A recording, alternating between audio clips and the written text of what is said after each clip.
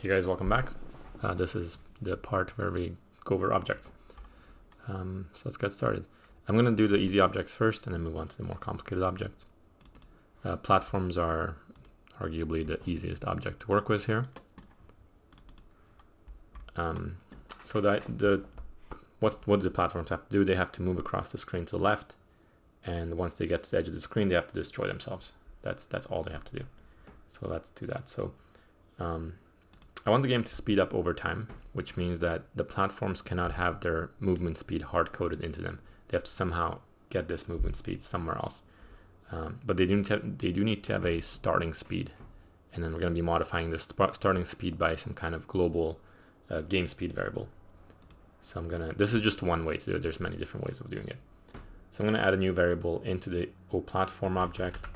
I'm going to call this starting speed. I'll start with something like -4. I think that's a good value for it. I'm going to set this sprite. I forgot to set the sprite here to the platform. So I've got the variable definition, starting speed set to -4. In the events, the platforms really only have one event, which is their step event. They need to be constantly updating their speed every single frame to match the speed of everything else in the game. Or not everything, of all the other platforms in the game. So that's why we're doing this in the step event instead of the create event. Like we could set the speed of the object in the create event and not worry about it ever again. But the problem is that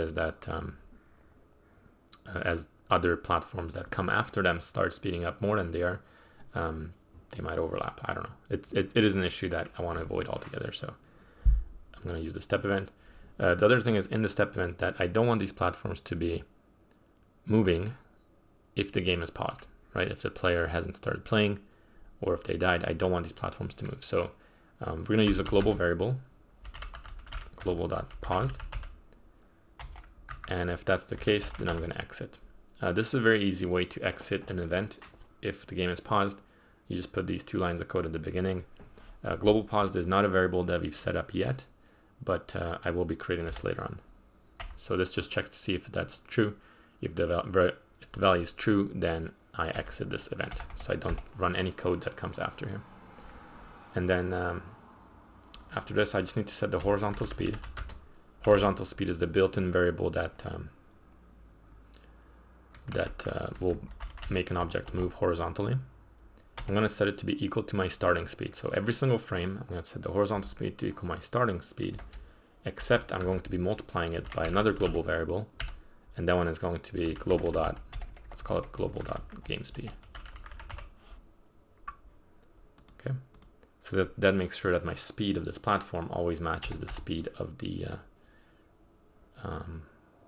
game. And then finally, I need to make sure that these platforms get destroyed when they reach the end of the screen. So I can do another conditional check.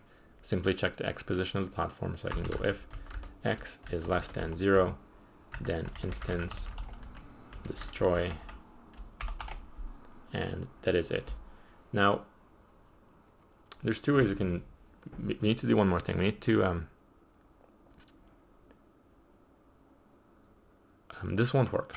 So just thinking about this will not work. The problem with this is that the x position of any platform, just gonna double click the sprite to demonstrate this, is set to be the top left corner. That's this corner. So that means if the wall or the edge of the room is here and this corner passes that edge, then this object will get destroyed. And you would actually see it disappear because this part that's on the right hand side of this point would still be on the screen and it gets destroyed. So I don't like that.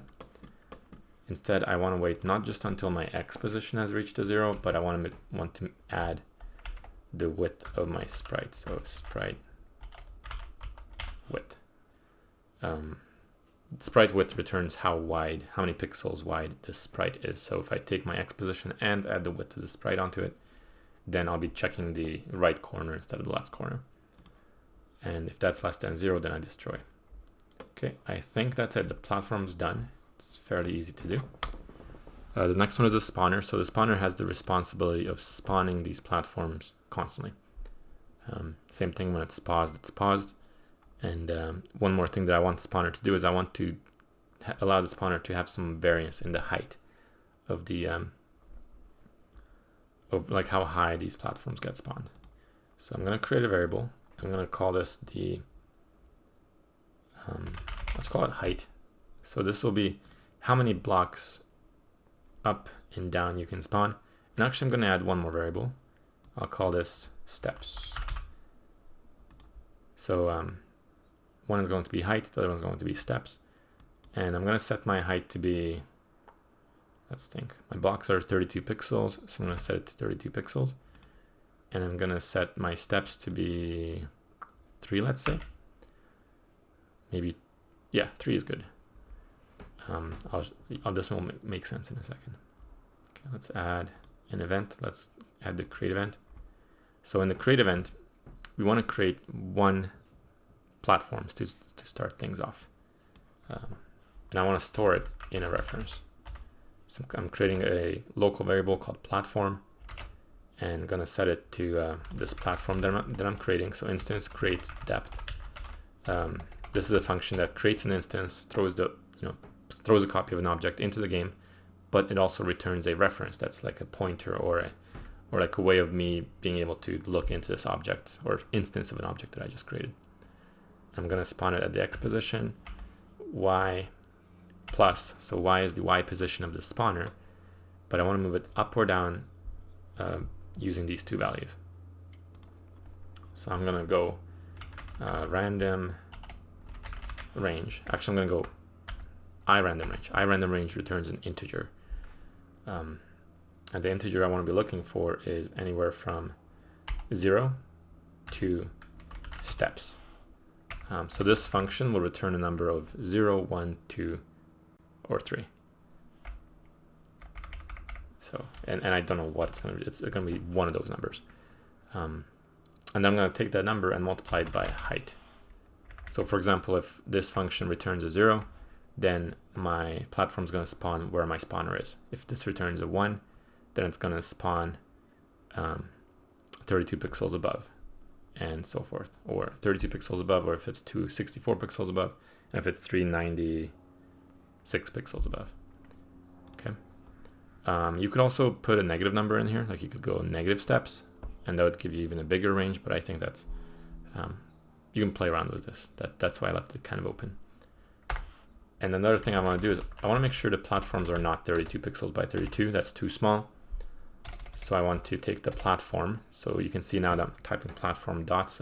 That's referencing the object and looking for a variable inside the object. And I'm going to use X scale, image X scale. That's how much I want to scale the image horizontally. And I'm going to do iRandom range anywhere from 4 to 8. So the smallest box or platform is going to be 4 times 32 pixels, which is 128, and the biggest will be 256. I want the platforms to be relatively big. Once again, you can play around with these. You can make these smaller numbers or bigger to make the platform smaller or bigger. Okay, I'm going to select all this code and copy it. And we do know that the spawner needs to be doing this all the time, every step. So we're going to go into the step event, and I'm going to paste these in here. Now, the only catch is it doesn't need to do this every time. It only needs to do it every time when it's time to spawn a new platform. And the way I know that it's time to spawn a new platform is that I'm going to